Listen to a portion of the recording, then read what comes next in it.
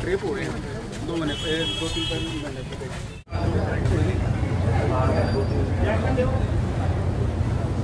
लक्ष्मणगढ़ आया था, पीछे नावलगढ़ पड़ता है। हाँ, कुछ अभिभाषक के बंधुओं ने, सूबदार ने एक ज्ञापन दिया। आपको ये अवगत कराना है, शायद आपके संज्ञान में है कि यहाँ कोई SDM है, जुलाई में आया था, सुनील कुमार जिनोनिया।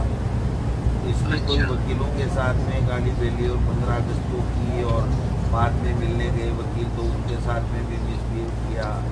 लसाड़िया में भी कोई वायरल हो गया, पैसे लेने का, 2 बार AP हो गया, 1 बार सस्पेंड हो गया।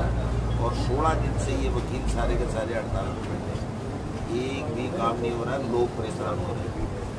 तो आप जिला कलेक्टर को कह के इसकी जाँच मंगवा करके जो भी आप इसका करना चाहो, समाधान तो होना चाहिए ना सर। अगर इसकी गलती है तो इसको हटाओ, इसकी गलती नहीं है तो फिर कलेक्टर आके या ADM आकर के वकीलों को समझाए। कोई ना कोई तो सॉल्यूशन होना चाहिए ना सर। 16 दिन से बैठे हैं ये लोग।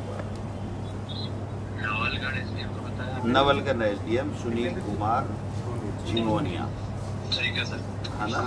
हाँ, तो इसका मंडे को कोई न कोई आप पता लगा लें, कलेक्टर से लगा लें और किसी शोर से पता लगा लें कि भाई वास्तविकता क्या है। जैसा ये कह रहे हैं कि सबसे मिसबिहेव करता है, पीछे का ट्रैक रिकॉर्ड भी कोई ज़्यादा अच्छा नहीं है। पिताजी मैसेज कर रहे हैं, है ना। तो इसका थोड़ा समाधान कराने के लिए रिक्वेस्ट है। ठीक, थैंक यू। कल मुख्यमंत्री कह रहा है एक दिन पहले कि कोर्ट ने निरस्त कर दी क्योंकि हमने SIT की रिपोर्ट ठोस बना दी थी। और उन्हीं का लॉ मिनिस्टर कह रहा है, संसदीय कार्य मंत्री भी है और लॉ मिनिस्टर भी है, वो ये कह रहा है नहीं, निरस्त नहीं की है। हमको तो ये कहा है कि जो कांग्रेस के समय में जो मेंबर लगाए थे ना, उनको हटा दो। अभी तक बाबूलाल खटारा को तो ये हटा नहीं पाए और ये कह रहे हैं इसको हटा दो, उसको हटा दो। ये मैं समझता हूँ कि राजनीति इसमें नहीं होनी चाहिए। अगर वास्तव में कोई गड़बड़ी हुई है तो उसको सरकार निर्णय ले, और निर्णय लेकर के जल्दी से जल्दी अगर दोबारा करानी हो, इनको रखना हो, सही लोगों को रखना हो। इसमें दोनों पहलू हैं। देखिए कि सही लोगों की जो है वो उनकी पीड़ा भी जायज़ है कि दिल्ली से उनकी पर्ची आई नहीं, और पर्ची के बगैर अपने विवेक से वो कोई फैसला कर नहीं सकते। ये हमारे प्रदेश का दुर्भाग्य है और इसीलिए हम सब परेशान हैं। पहला जो चुनाव मोदी जी ने लड़ा वो जुमलों से, झूठे वादे करके, दूसरा सेना के शौर्य के पीछे छुप करके बालाकोट की बात करके, और तीसरा चुनाव वोट चोरी से जीता है।